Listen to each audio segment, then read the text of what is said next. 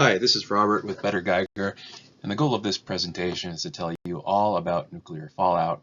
It's quite a lot of material to cover, so let's get into it. And here's an overview of this presentation. So we'll start with a too long didn't watch, extremely short, extremely simplified explanation of what to do if there's a nuclear blast. So if you don't have the full 30-something minutes, just watch this and stop, and hopefully it'll still be useful. Then I'll get into a little bit more detail about radiation basics, types of radiation, what is radiation dose, and so forth. Then we'll get to sort of the center topic, which is what is fallout and what are the material properties, where does it come from, where does it move, what are the risks.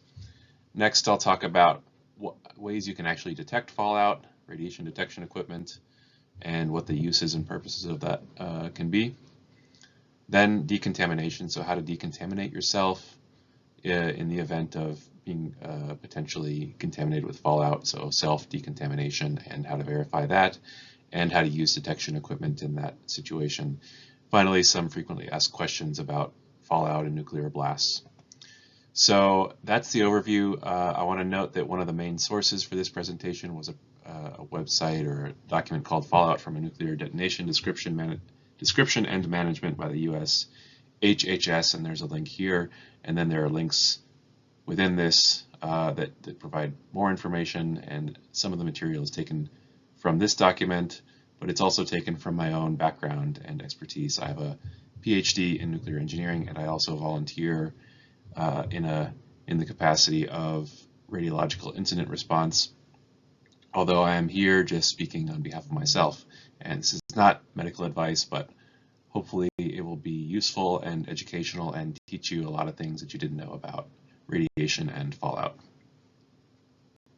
Here's the too long didn't watch, where to go in a radiation emergency. This is a document taken from the CDC, or an infographic, I guess. And long story short, immediately go inside, stay inside at least a couple days. Stay tuned. If you have a radio or if internet is working, check the internet and try to figure out if there's any official advice for what to do. I'm not going to read all of this here, but you can pause the video and read a little more details about that. But long story short, get inside, get to a basement if you can, get to the middle of the building if not. And a lot of details will come in the rest of this presentation about why this is good advice. But if you only have a couple minutes, just try to remember that. Go inside, middle of the building or basement if possible, because that'll offer the most protection, and stay there for a couple days. And that'll help your chances a lot. Now we'll talk about some basics of radiation.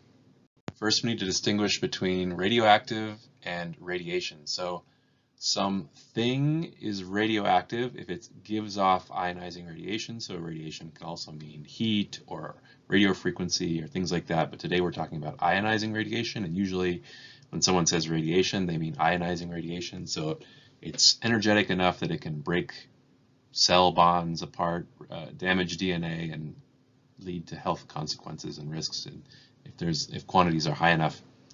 So a thing is radioactive if it gives off that radiation. That's also known as radioactive material. So that's the material that emits this stuff. And what is emitted is quantized, and that just means it's made up of distinct bits. So here is just a circle representing radioactive material, and it's spitting off these things, which is the radiation. So it's not a blob, it's not a cloud, it's individual things being emitted. And each of these little bits has a specific type and a specific energy and so forth. But for your sort of mental model of this, just think of it as material emitting stuff, and that'll help us moving forward. In the context of what we're talking about today, there's basically three radiation types of interest, and that is alpha, beta, and gamma. So again, this is very superficial, but just to give you an impression of these types of radiation and what that means. Alpha is a heavy charged particle. It travels a very short distance in air, so just a few inches or a few centimeters of air will generally stop it. And it's blocked even by a sheet of paper or the dead layer of skin on your body. So that means it's not really going to penetrate into your body and deposit energy in your internal organs and and pose risks in that way. And it is, practically speaking, no external radiation hazard. Only if you ingest or inhale this radioactive material that's emitting the alphas, it can hurt you. So that means it's an internal contamination concern. So if you have radioactive material inside your body that's emitting alpha, it's a hazard. And beta is pretty simple. Pretty similar. I mean, beta radiation is traveling a bit further. I would say a medium distance in air, so a few yards or a few meters typically.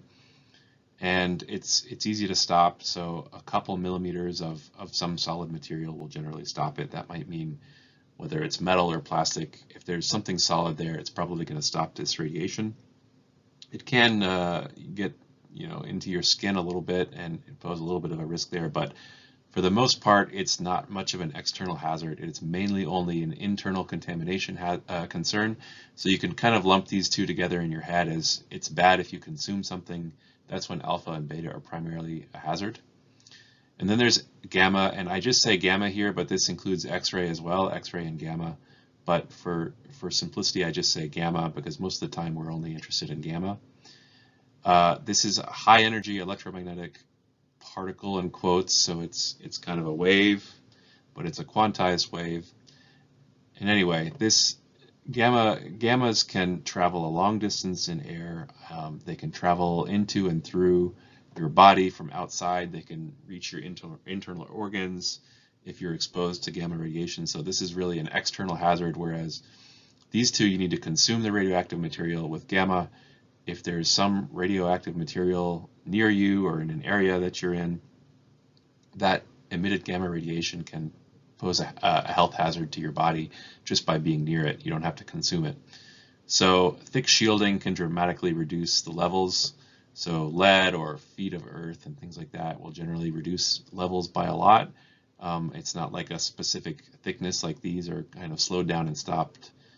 With gamma, it will depend on the energy and the isotope and the material, but generally big, thick amounts of material is what is needed to protect a person from this type of radiation. So we've talked about what radiation is and a few basics. Next is to understand just in a general sense what we mean by radiation dose. It's a very complicated quantity. I mean, this could be in hours and hours and hours of discussion just on this topic alone, but it's basically saying how much radiation you're exposed to. That's kind of what dose boils down to. It's a metric to give a number that sort of quantifies a lot of different variables into one thing, which is radiation dose. And that's a little bit of a simplistic story, but it's going to be good enough for our purposes today. Dose rate, it should say dose, sorry, not dose rate. Dose is given in sievert or rem, and then dose rate would be sievert per unit time. So that could be sievert per hour or rem per hour. And that's those are the main units of dose, and this is basically the international unit and then the more commonly used in the US unit, but they're totally interchangeable. 1 sievert is 100 rem. And then for each of these you can have millisievert, which would be 1,000th of a 1,000th of a sievert. You can have a millirem, which is 1/1000th of a rem. Micro would be 1/1,000,000th, and so on and so forth. So they usually boil down to sievert or rem, and you can convert between them in this way. And if you pay attention to the milli or the micro and what that is for the unit, it's kind of a pain to deal with it, but you can always work back and forth between the two if you need to. So total dose is equal to the dose rate times time. So it's kind of like speed and distance. If you're driving 50 miles an hour and you drive for 2 hours, you're going to go 100 miles. If you have a dose rate of 1 millisievert per hour for 24 hours, you're going to end up with 20 millisieverts of dose, for example. So the dose rate and the time combined tell you how much your total dose is. So if you're in a very high dose rate environment for a very short amount of time, it might not be a problem. Or if you're in a medium dose rate environment for a long time, that perhaps could be a problem. It just depends on how the two numbers combine. So to get a rough idea or a little bit of intuition for what these mean, we're going to talk about some acute dose values here, meaning you receive the dose in a fairly short amount of time. How short? It's not really precisely defined, but I would say within a day or a few days would probably still be more or less an acute dose. I mean, if this were spread out over weeks or months or years, this is no longer an acute dose. And the effects would be much, much less because your body kind of has time to handle them.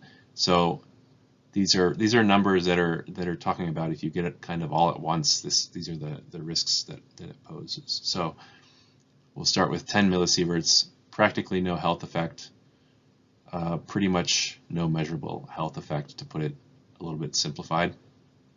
100 millisieverts, your long-term chance of cancer increases by about 0.5%. So there is some little bit extra risk there in the long term, but it's not enough to make you have radiation sickness or something like that. That would start around 1,000 millisievert and above. You would have acute radiation sickness or radiation poisoning, and you would start to be at risk of headache and vomiting and a lot of the other sort of Hollywood effects that we're a little bit familiar with. At 3,000 millisieverts or 3 sieverts, you have about a 10% chance of death.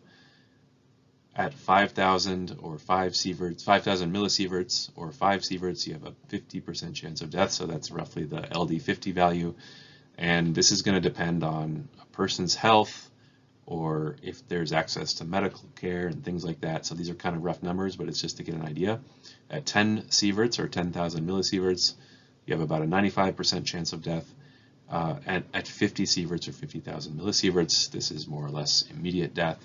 So this is the kind of, above this, into this sievert and above range is when things become really, really serious. But keep in mind that these are really, really, really enormous amounts of radiation and far, far above what you would be encountering in an everyday environment, and even in a radiological emergency or a fallout, nuclear fallout kind of situation, you still might be very far from these levels, but these are the numbers to have them in mind in terms of risk and kind of what we're talking about if you have a detector, or if you're seeing some numbers on a device that you have, or if you're reading in the news or something like that, you can kind of think about this list of numbers and get an idea of what they mean. Next, the core of this this talk, what is fallout? So fallout basics. I think people tend to have a basic idea of what fallout is or what a nuclear blast is, but just to make sure people are on the same page.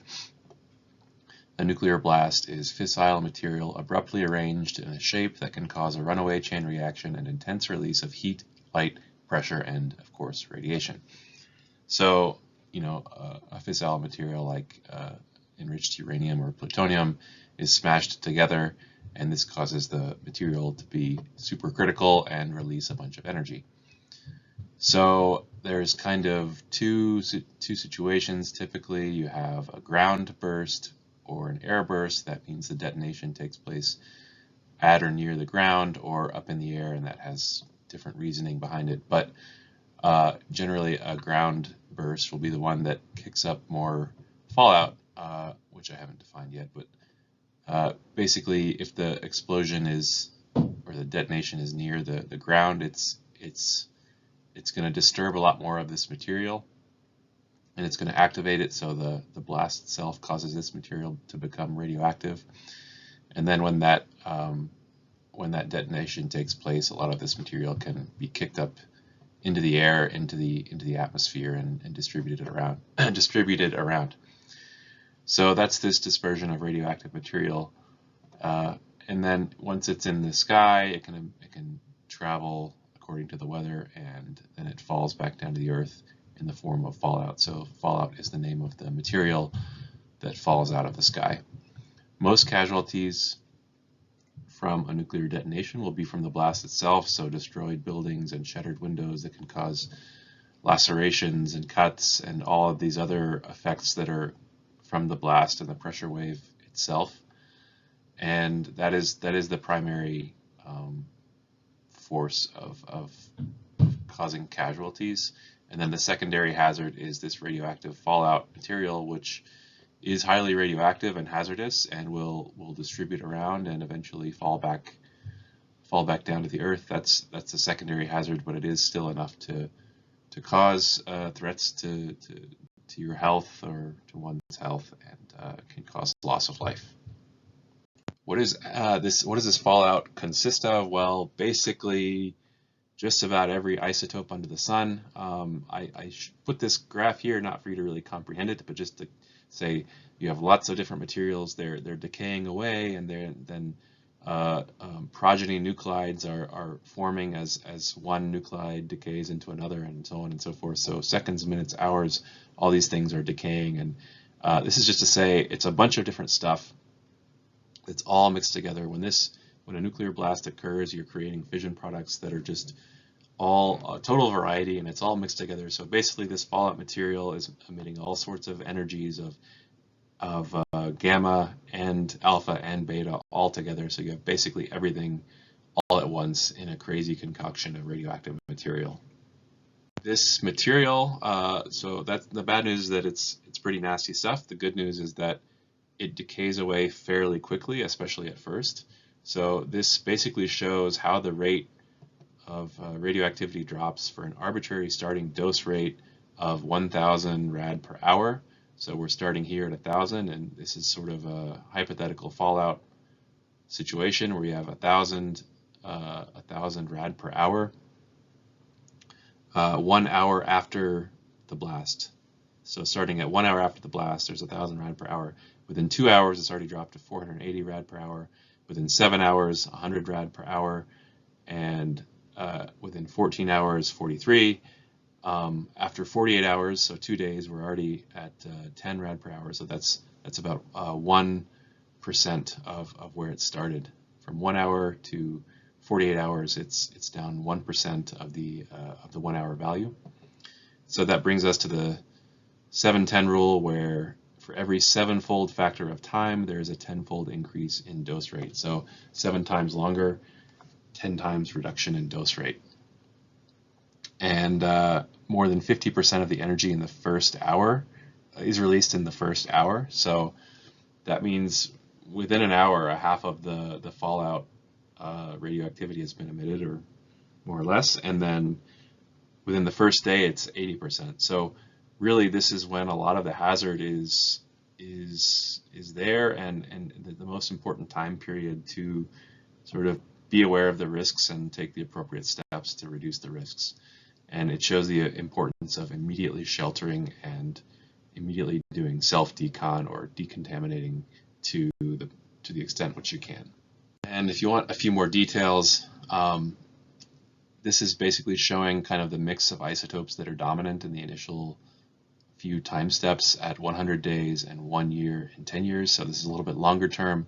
I'm not going to get into a lot of details here, but I think an interesting point to note is that in the long term, after several years, basically cesium-137 dominates, and that's a gamma emitter. So if such an event occurs, as years go by, this will be the material that will kind of be primarily what's left, and this is mainly a gamma emitter. So now a few key points to know about fallout, nuclear fallout. So first of all, contamination with radioactive fallout is not immediately life-threatening, unlike some chemical or biological hazards. So except for very rare exceptions, it's not going to be giving you acute radiation sickness generally, and it's not going to be like some chemical or biological hazards which can cause you immediately to be ill or sick or die. The primary radiation hazard from fallout is external exposure. So the material settles, and then that material is emitting gamma and is affecting you at some distance away, wherever you are nearby. The main risk is not internal contamination through breathing or ingesting fallout. So I'll read a quote from the document that I linked at the start. Based on a scenario that assumes a person remains in the path of the descending fallout until it ends, and using a mean particle distribution that individually maximizes the dose from each radionuclide species, the total 50-year CEDE, which is basically like the total amount of dose that they would get over 50 years from the inhalation of fallout, are all less than 2.0 rem. So basically, if a person ingests a bunch of fallout in some kind of worst case scenario, you're still only getting about 20 millisieverts of dose over the next 50 years. which, as mentioned before, that's a pretty inconsequential amount and is no significant hazard. Having said that, it's still a good idea to minimize this risk as much as you can and use a dry mask to prevent internal contamination, or at least reduce it. So that doesn't need to be complicated. Anything from an N95 or a P100 or something a little bit fancier, all the way to a t-shirt or some other piece of cloth or a towel is going to be very effective at preventing some or all of this material from being inhaled or ingested. And we'll talk a little bit more about why that is in a minute. Another point to note is that trauma, blood loss, and conventional medical needs always take precedence. So whatever the radiological or radiation contamination concern might be, helping someone with conventional medical needs always takes priority, whether that be a tourniquet or a bandage or CPR or whatever. That is much more important than worrying about radiological material contamination. So shelter to a loved one or something like that should never be denied due to contamination concerns, because that is always secondary.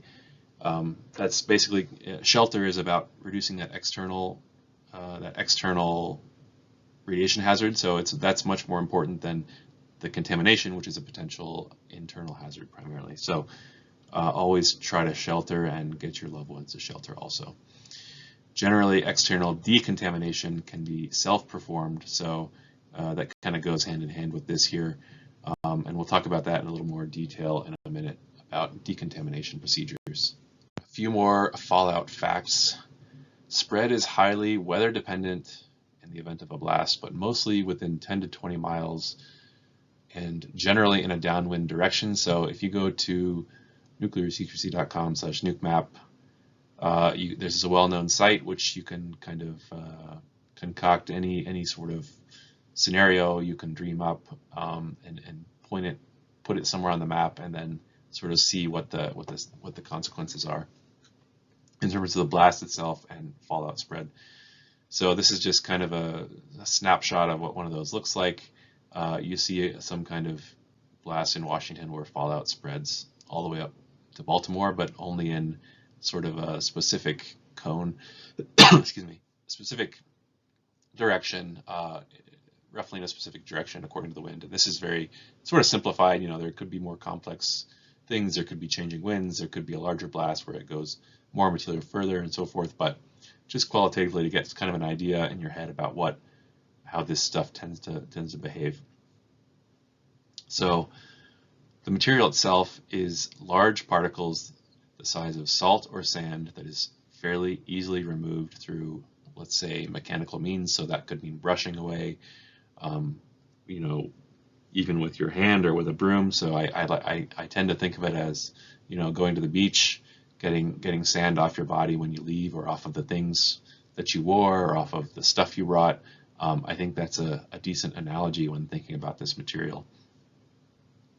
It's not sort of, it's not like getting peanut butter on you or something like that.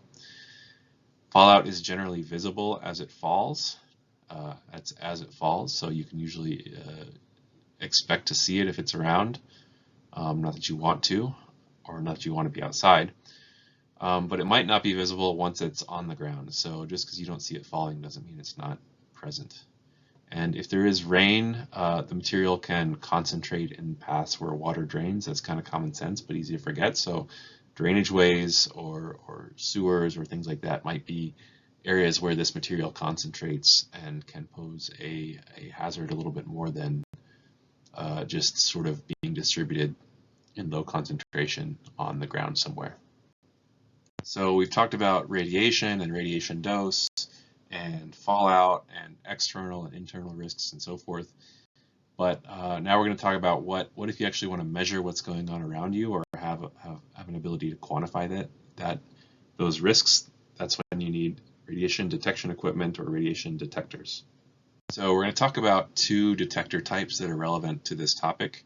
There are lots of other types of detectors that could be discussed, but the two that matter for this talk today is a dosimeter and a survey meter. So it will probably not surprise you that a dosimeter is capable of measuring dose, specifically, generally, external dose or dose rate in an energy compensated way. So that means that it's receiving X-ray, gamma, X-ray or gamma, but for us, we can consider that basically gamma.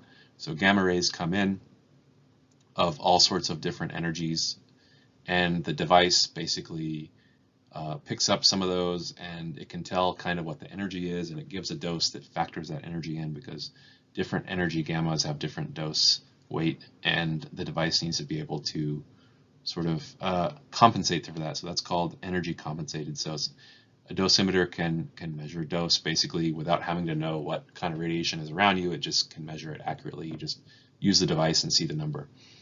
It should have a high maximum working range for dose rate if it's intended for emergency use, so that's very important. That basically means 99% of what you can see on Amazon for under $100 has a very low maximum dose rate that can operate in, and if it's fully saturated, you're going to get basically no information about what's going on. If that's your intent for buying that device for that sort of emergency use, then make sure you get something that has a higher range, and most of the cheap ones do not do that. Even some of the higher end prosumer devices don't necessarily have a high working range suitable for emergency use. And how high is high enough?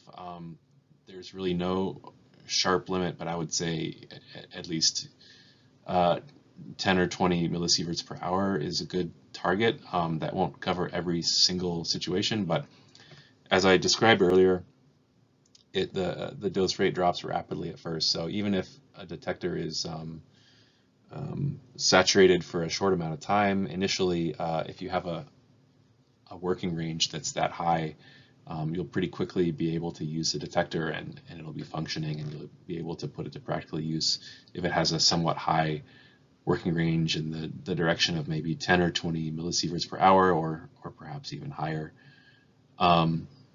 Such a dosimeter should not be sensitive to alpha or beta. That's another gotcha for a lot of these cheap Geiger tube devices you can buy on Amazon or wherever. They pick up beta very often. The cheap ones pick up beta, and that means that it's potentially very much overestimating dose rate, because it picks up the beta and it thinks that it's a gamma because it can't tell the difference, or it's not shielding the beta, and that causes a false overestimation of dose. And very similarly, if it's not energy compensated, which very few of them are, that also creates a source of error. So you have basically two problems with these devices.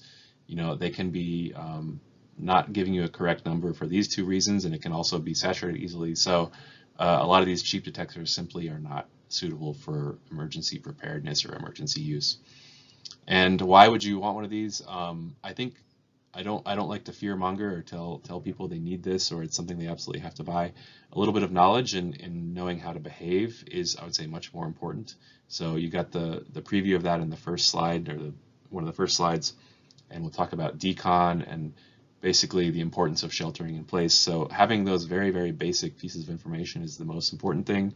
But if you do have a detector, you can evaluate your immediate surroundings. You can tell what kind of dose rate environment you're in. You can decide if it's safe to go outside or if you want to stay inside a little bit longer. If you're traveling, you can sort of be aware of what you're getting near, and so on and so forth. So I think it's potentially useful device, but I don't like to say it's something you absolutely need to buy or must buy. But if you do buy something, make sure you get something that is suitable for this type of application. So aside from dosimeters, another category that's relevant to mention is a survey meter. Survey meter is sometimes used in other ways, but today the term is sometimes used in different ways. But today I mean something that's used to locate the presence of surface contamination. So I think this is the most common usage of the term survey meter. So you basically have a device which you kind of scan over a surface and try to figure out is there some radioactive material there or not. Or if you cleaned up a surface that had some and you check again and say, okay, it's not there anymore, stuff like that. This is primarily a decon screening tool, not so much for quantification. So the number, the reading itself might not be very important. It's kind of like, is it reading abnormally high or not? That's usually how it's used, not exactly what the number is, because the number itself is kind of finicky depending on a lot of factors in terms of where it's positioned, how close to the surface, things like that. Many survey meters can also measure alpha and beta and not just gamma, but I think a misconception is that this is not strictly required. You can still use a detector as a survey meter if it has adequate gamma sensitivity, at least in the case of fallout, because as discussed earlier, fallout is emitting alpha, beta, gamma, everything basically all at once. So the gamma will always be present, which means a gamma detector that's picking up the gamma will respond to fallout also in a survey meter capacity. Now, that's not the case for certain industrial environments or medical environments where you might have only material that's only emitting alpha or beta or very small quantities where you need this sensitivity. That in those cases that you might a person might need a detector with alpha or beta radiation. But I think for an ordinary person that's thinking about these kind of worst case scenarios, alpha beta I would not say is strictly required. But if you have a device which has that, it can make scanning a surface faster, but that's usually only essential if you're planning to screen many people or something like that. If it's just you or your immediate family, that speed might not be as important. So you can take a little bit of time to do a couple people and not sort of rapidly triage and screen people as you would if you were some sort of responder or something like that. A survey meter is usually not capable of measuring dose rate, at least not the ones that are dedicated to that purpose that measure alpha and beta for the reasons I stated before. Those should not be included in dose rate measurements. So a survey meter at the end of the day, I would say, can complement a dosimeter, but does not replace it. So a dedicated survey meter might be something if you want to go all in on radiation detection, you want to get into the topic more and learn more about it and really have multiple tools at your disposal, then you might want to get a dosimeter and a survey meter.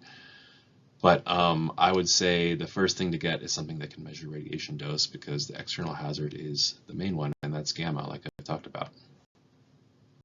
Now, you can call me biased, but this is the detector I make, and it's not a coincidence that it ticks a lot of those boxes. And like I said, you can say I'm biased, but I hope the presentation outlines why it was designed the way it was and why I think it's a pretty good choice for people who are buying a detector for this particular purpose, which is sort of worst case emergency situations.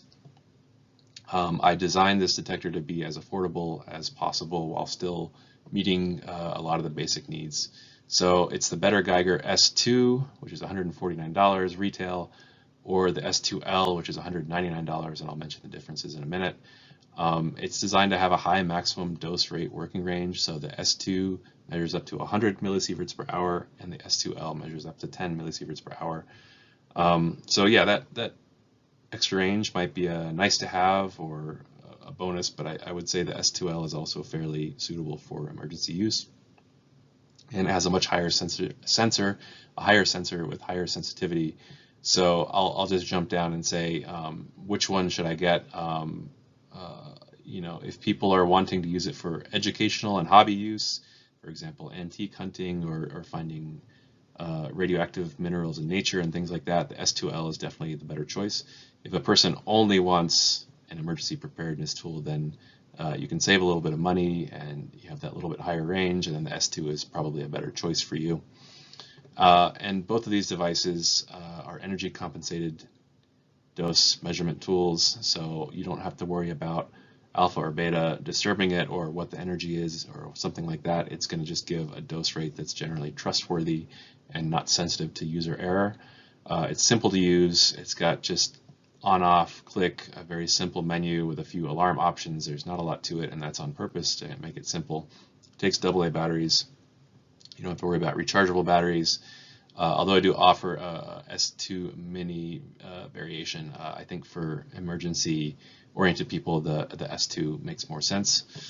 And it's sensitive enough, sensitivity is high enough for surface decon checks. So it is a scintillator inside, which is fairly sensitive to gamma radiation. The S2 is definitely sensitive if there's strong radiation fields around.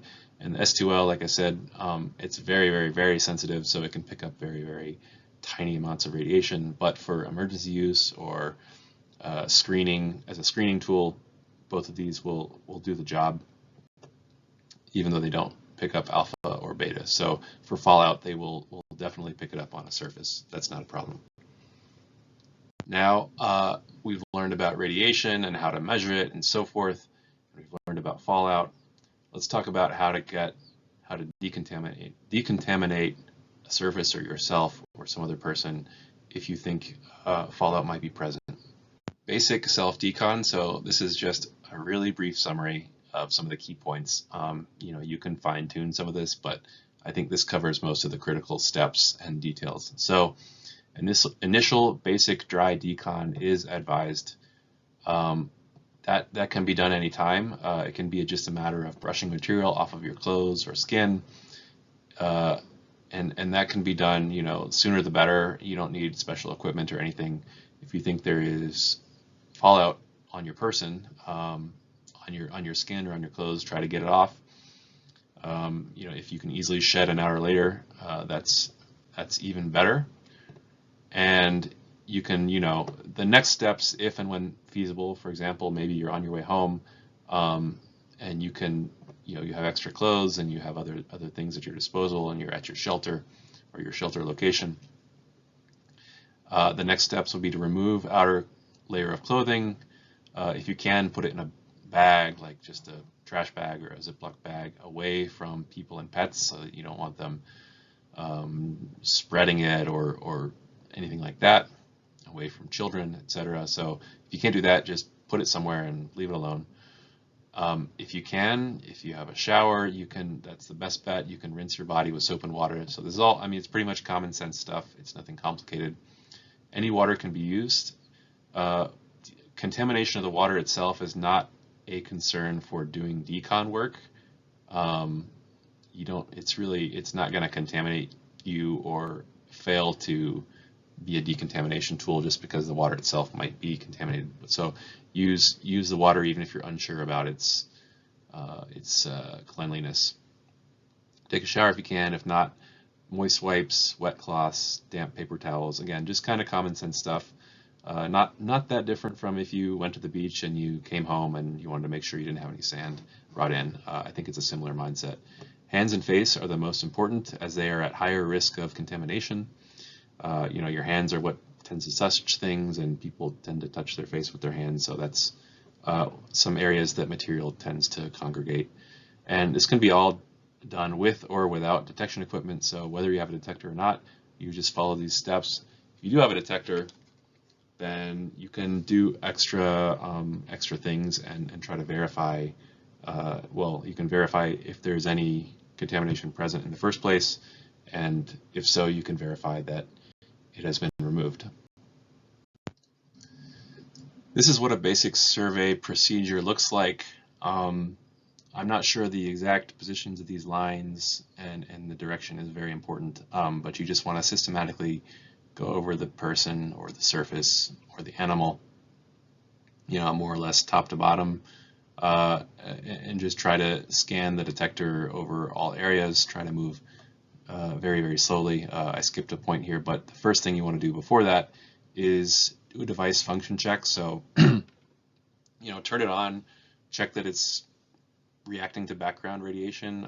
You should have a rough idea what that looks like if you've used it before, that it's not, reading 0.000 or not reading, some kind of weird, totally maxed out value, or not doing something bizarre, so that it just looks like it's behaving normally. If you have a test source or a check source of some kind, that can be useful. That is actually something I sell if you live in the US, along with the S2 or the S2L. You can get a check source along with it. And then basically before you do this, you get a background reading away from the surface. So you would hold your detector somewhere over here, you see what it's reading, and then you can begin the scanning process of moving up, down, left, right, some kind of systematic way, trying to very slowly move over the surface over the course of several minutes and check if there are any areas where the detector reading jumps up suddenly, which can indicate the presence of some surface contamination or fallout at that particular spot. And then you might take further steps to decon, brush it away, wash it away, and so on and so forth. Then perhaps repeat the scan. And that's kind of the basics of survey and decon in an extremely condensed, simple way. that's most of the main content of this presentation. So what's left is an FAQ, frequently asked questions, related to this that I get all the time and answer quite frequently, and then we'll conclude. So common questions: what if I want to drive to blank to pick up blank? So I want to drive. So I heard there was some alarm or warning that there is a blast that has occurred or is about to occur. I want to drive to my kid's school and bring them home, or I want to drive where my partner works and bring them home, or whatever. I understand the temptation, but the reality is that that is not advised, because if there is a blast or later is a blast, there's a chance that travel is going to become completely impossible. So you might not be able to get there at all. You might be stuck out in the open, away from shelter. And as I've discussed kind of in depth, I think the importance of sheltering right away and staying there if in doubt for a couple days. So that can be very risky. It's really best to plan that whoever you're worried about is that person shelters in place and you shelter in place, and then you reconnect after the fallout has mostly died away in a couple days. That's probably going to be hard to accept in the moment, but that is the recommendation.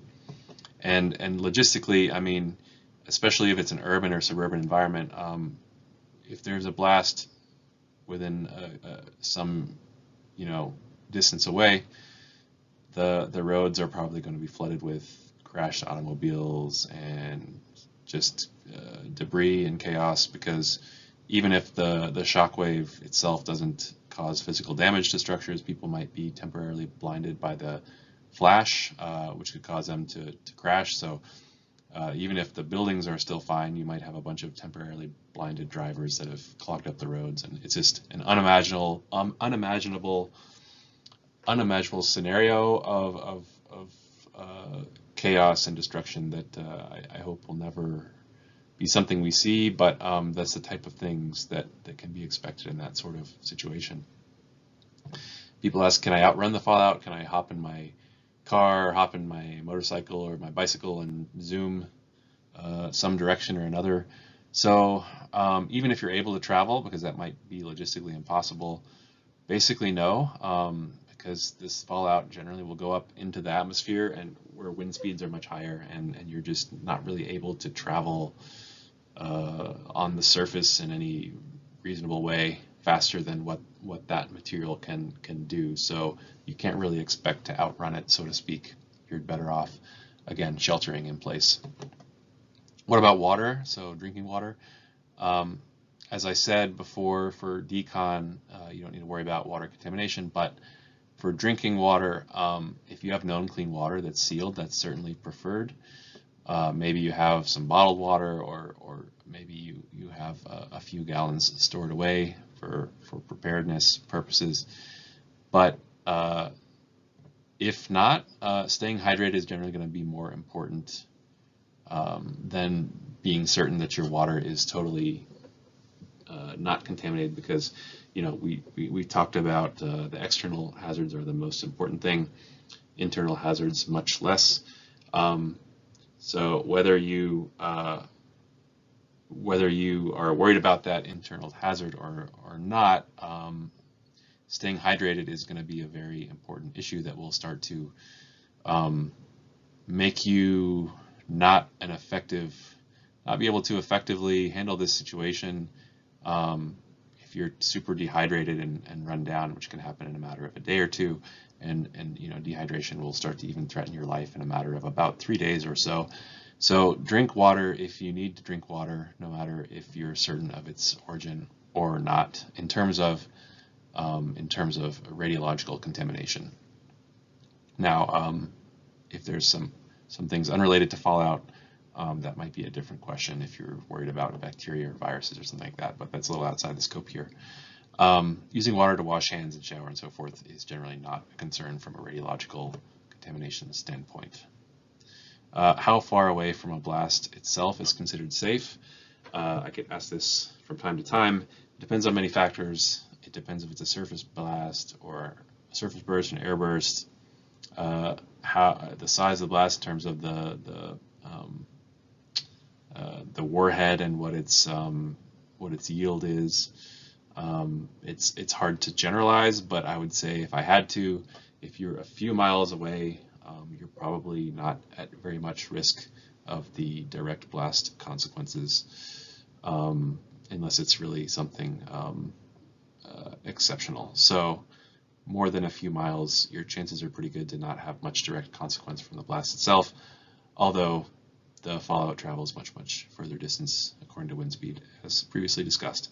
And as I already said, you can look at the nuke map to look at possible scenarios to kind of get more of an intuition for what these situations look like. And then a lot of people say, well, isn't everyone going to die? Everyone going to die anyway? Am I just going to have a slow, painful, horrible death, even if I do survive the initial blast? Definitely no. Do not buy into some sort of Hollywood's representation of what these situations might look like. Even though the loss of life might be unimaginably large, even in a large-scale exchange of nuclear weapons between two nation states, most people are expected to survive and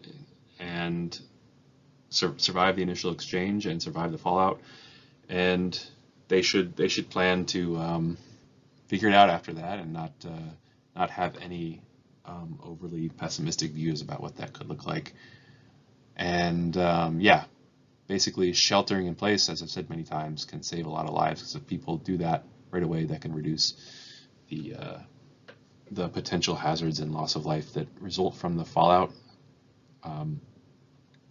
So that's, I think, hopefully ending on a not too negative note on a topic fraught with a lot of negative things and disastrous thoughts, but at least there is some hope, even in some worst case scenarios. So thank you so much. If you made it through all this, I hope it was interesting. I hope it was useful. If you have questions about this, you can leave a comment below, or you can go to bettergeiger.com and you can contact me directly if you wish. I do my best to answer just about everything that's sent my way.